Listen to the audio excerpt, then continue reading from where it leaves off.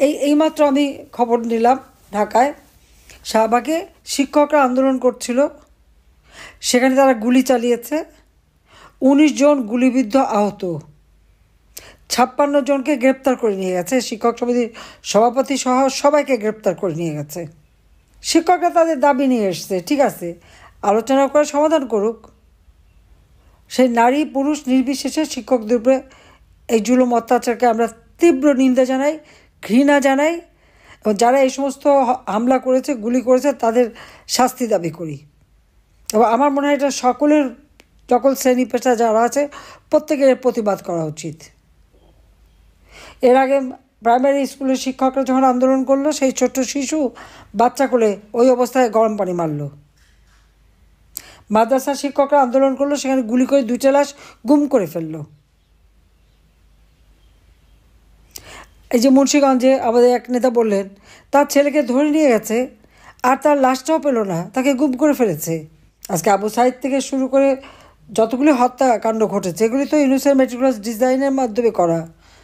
আমরা কেন হত্যা করতে যাব ছাত্রদের?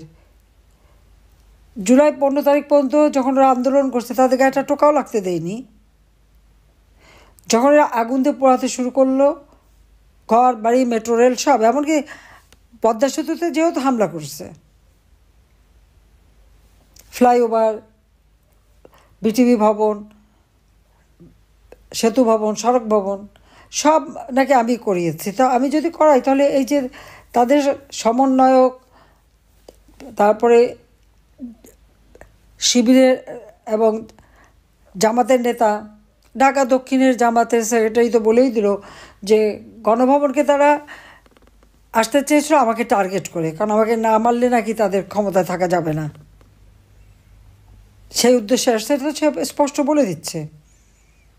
আর বিভিন্ন ভবনে যে আগুন দিয়েছে বা জ্বালিয়েছে, বিটিভি ভবন যে জ্বালানো, সে তো যেই খুব গর্ব করে বললো যে সে কোথায় কীভাবে আগুন দিয়েছে। আর এক সমন্বয়ক বললো মেট্রো রেল আর আগুন দেওয়া। তারপর 2 জন আবার পুলিশকে হেলমেট পরেনি দেখে পুলিশ যখন ধরলো, বলে দিল পুলিশকে মেরে ঝুলিয়েছিলাম, তো ওদেরকে আবার ঝুলাবো। তাহলে যারা করছে তারাই তো গর্বভরে বলে যাচ্ছে, আর বলার সুযোগটা দিয়েছে এই জন্য যে এদেরকে ইন্ডেমনিটি, দায় মুক্তি দেওয়া হয়েছে। যে এইরকম অরাজকতা দেশে কেউ দেখেনি।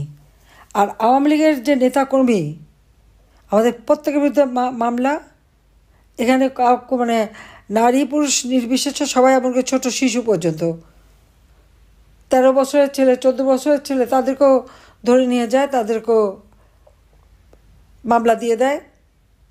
আর লেখাপড়া তো করতেই দিচ্ছে না, কাউকে পড়াশোনাও করতে দেবে না, পরীক্ষা দিতে দেবে না। আওয়ামী লীগ হয়েছে থেকে পড়াশোনা করতে দেবে না। জাতির পিতা বঙ্গবন্ধু শেখ মুজিবুর রহমানের নেতৃত্বে এই দেশ স্বাধীন হয়েছে। তিনি স্বাধীন করেছিলেন বলেই আজকে সবাই এই বিভিন্ন পদে বসতে পেরেছে। আর সেখানে আজকে সেই দল, যে দল সারা জীবন সংগ্রাম করে, রক্ত দিয়ে, জেল জুলুম অত্যাচার সহ্য করে এই দেশটাকে স্বাধীন করলো, সেই দলই থাকতে দেবে না। আওয়ামী লীগ ভেসে আসা দল না। আওয়ামী লীগ জনগণের ভোটে নির্বাচিত রাজনৈতিক দল, এবং বারবার নির্বাচিত হয়ে সরকার গঠন করেছে। ইউনুসের মধ্যে ওই ডাকাতি করে জঙ্গিদের নিয়ে, খুনি, হত্যাকারী, ডাকাতি, এদেরকে নিয়ে ক্ষমতায় আসে নাই। ক্ষমতা দখল করে নিয়ে সে ভেবেছে দুনিয়াটা একেবারে যেন পাকা একটা কমলা লেবু ছিঁড়ে ছিঁড়ে খাবে। সেটা আর হচ্ছে না। এখন সব দরজা বন্ধ। আর তার রাষ্ট্র পরিচালনার কোনো যোগ্যতাই নাই, চরম একটা অপদার্থ। আজকে অর্থনৈতিকভাবে, সামাজিকভাবে, সাংস্কৃতিকভাবে সবভাবে দেশটা ধ্বংস করছে। আইন শৃঙ্খলার পরিস্থিতি এতই খারাপ যে কোনো মানুষ, কোনো পরিবারের কোনো নিরাপত্তা নাই। এখানে দলমত না, সাধারণ মানুষের জীবনেই নিরাপত্তা নাই। না নিরাপদে রাস্তায় চলতে পারে, না ঘরে ঘুমাতে পারে। যে কেউ যে কোনো সময় যে ঘরের মধ্যে ঢুকতে পারে, কোনো লেহাজ তমিজ আদব কায়দাও নাই। আজকে কী দুর্ভাগ্য আমাদের যে যারা আমার স্বাধীনতা সার্বভৌমত্ব রক্ষা করবে, সেই সেনাবাহিনীর সদস্যদের পর্যন্ত আইসিটিতে তাদের মামলা হয়। আমি তো আমাদের আর্মি চিফকে শুরুতেই, যখন একেবারে শুরুতে আমি বলেছিলাম যে এদের বিচার এখানে হতে পারে না। যেখানে আমরা যুদ্ধাপরাধীদের বিচার করেছি সেখানে কিভাবে এই আমাদের স্বাধীনতা সার্বভৌমত্ব রক্ষাকারী যারা তাদের বিচার করবে? আর তাদের অপরাধটা কী? আর্মি ডিপ্লয় করা হয়েছে, উপর থেকে যা হুকুম দিয়েছে তারা তাই করছে, তাদের বিরুদ্ধে কেন মামলা হবে? আর এতজন আর্মি অফিসার একসাথে মামলা করা, যদি কেউ অপরাধ করে সেনা আইন আছে, সেনা আইনে বিচার হবে। শুধু তাই না, যারা বিভিন্ন পদে ছিল, অতীতেও যারা ছিল, তাদের সবার বিরুদ্ধে মামলা, সবার পাসপোর্ট বাতিল, ইত্যাদি ইত্যাদি।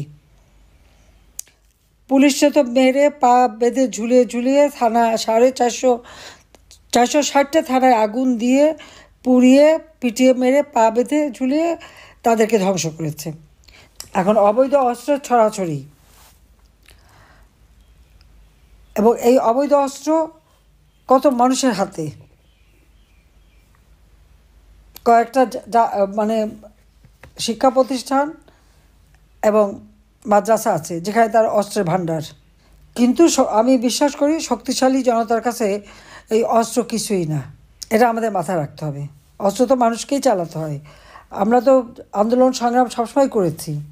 হ্যাঁ, আজকে আমাদের সকলের একেবারে অর্থনৈতিকভাবে পঙ্গু করে দেওয়ার জন্য ঘর বাড়ি লুটপাট, আগুন দিয়ে পোড়ানো, অফিস, ব্যবসা প্রতিষ্ঠান, খামারের মাছ, মুরগি, গরু, হাঁস সব দিকে ফলের বাগ সবই ধ্বংস করে দিয়ে আওয়ামী লীগের নেতাকর্মীদের অর্থনৈতিকভাবে পঙ্গু করে দেওয়া হচ্ছে। শারীরিকভাবে নির্যাতন, জেল জুলুম তো অত্যাচার আছে, সাথে সাথে আবার অর্থনৈতিকভাবেই তাদেরকে পঙ্গু করে দিয়েছে। আওয়ামী লীগের নেতাকর্মীকে হাতে হ্যান্ডকাপ পরায়, আল্লাহ যেন দিন দেয় ওর হাতেও যেন আমরা হ্যান্ডকাপ পরাতে পারি। আর সাথেও সেই উপদেষ্টা লেফটেন্যান্ট জেনারেল জাহাঙ্গীর আর আইন উপদেষ্টা আসিফ নজরুল সহ যে কয়টা আছে, আর তাদের এই সমন্বয়করা যারা গোপালগঞ্জে দাঁড়িয়ে বঙ্গবন্ধুর বিরুদ্ধে কথা বলছে, সবগুলির বিরুদ্ধে সব কটার কোর্টে দাঁড় করাতে হবে। এবং যারা আপনাদের ঘর বাড়ি পুড়িয়েছে এদের নাম ঠিকানা সব রাখবেন।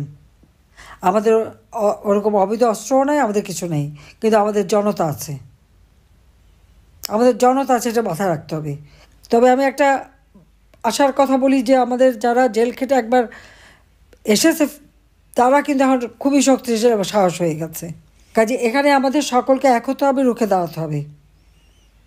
আর ওই শিক্ষকদের গায়ে যে হাত তুলেছে এর প্রতিবাদ সকলকেই জানাতে হবে। কেন শিক্ষকদের গায়ে হাত দেবে? লেখাপড়ার ব্যবস্থা তো শেষ করে দিয়েছে, ছাত্রছাত্রীদের দিয়ে শিক্ষকদের অপমান করিয়েছে, তাদেরকে পড়াতে বাধ্য করেছে। এরকম অপমান আমরা জীবনে দেখিনি যে এই শিশুরা যা করলো, ছেলেরা যা করলো, সে ইউনিভার্সিটি হোক আর স্কুল হোক। এই সমস্ত ছেলেমেয়েদের ভবিষ্যৎটা কি? ভবিষ্যৎটা শেষ। আমি জানি না বাবা মা এগুলি দেখে কি না। যাই হোক, আমি এটাই বলবো যে আজকে দেশটাকে একেবারে ইউনূস শেষ পর্যায়ে নিয়ে গেছে। অর্থনীতি, রাজনীতি, মানুষের জীবন মান সব ধ্বংস করে দিয়েছে। কাজে আমার একটাই কথা, এই সেনা কর্মকর্তা তাদের বিচার এই আইসিটিতে হতে পারে না, এটা বন্ধ করতে হবে। আওয়ামী লীগের সকল নেতাকর্মীর বিরুদ্ধে মামলা প্রত্যাহার করতে হবে, সবাই কারাগারে যারা মুক্তি দিতে হবে। বাংলাদেশের গণতন্ত্রকে আবার আমাদের পুনরুদ্ধার করতে হবে। অগণতান্ত্রিক অবৈধ সরকার থাকতে পারে না, সংবিধান যা অনুমোদন দেয় না। কাজে ইউনূসকে হটিয়ে গণতন্ত্র পুনরুদ্ধার করতে হবে।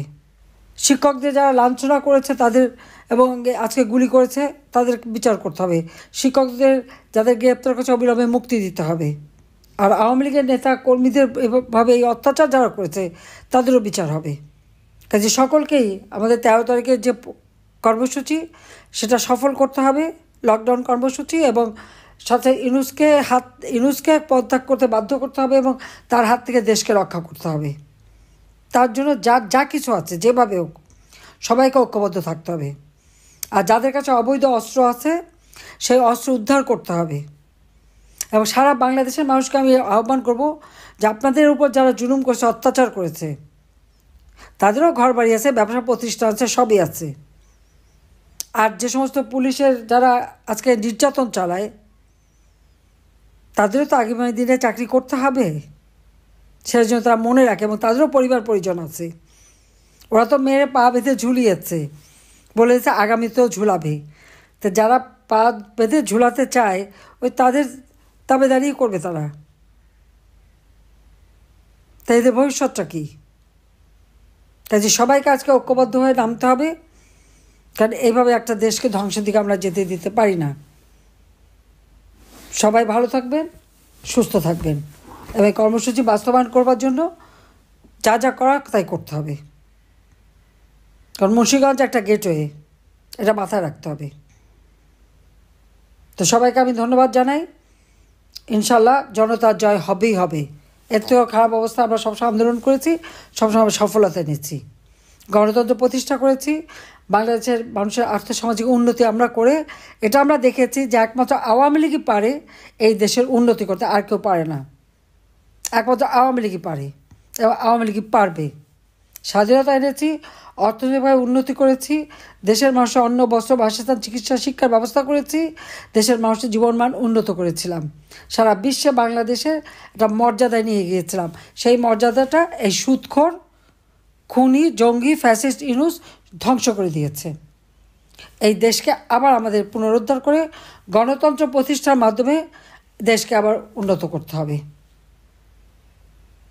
আর ওই সংবিধান, লাখো শহীদদের রক্তের বিনিময়ে ওই সংবিধান, জনগণের ভোটে নির্বাচিত প্রতিনিধি দ্বারা এই সংবিধান, এখানে হাত দেওয়ার অধিকার তাদের নাই। তাদের ওই জুলাই ঘোষণা টোষণা ওগুলি আমরা মানি না। কারণ জুলাইতে তো গুন্ডামি করেছে, ডাকাতি করেছে, চুরি করেছে, মানুষ হত্যা করেছে, পুলিশ হত্যা, আওয়ামী লীগ নেতা কর্মী হত্যা, সাংবাদিক হত্যা, সংখ্যালঘুদের হত্যা, এটা তো হত্যাকাণ্ড করেছে, যার জন্য তাদেরকে ইন্ডেমনিটি দিয়েছে। সে অপরাধী তারা, তাদের হয়ে গেছে জুলাই হিরো, আর নির্যাতিতরা সব জিরো। তাই নির্যাতিতদেরই এখন রুখে দাঁড়াতে হবে, আর সবাই রুখে দাঁড়ানোর জন্য প্রস্তুতি নেন। সবাইকে ধন্যবাদ। জয় বাংলা, জয় বঙ্গবন্ধু, বাংলাদেশ চিরজীবী হোক। খোদা হাফিজ।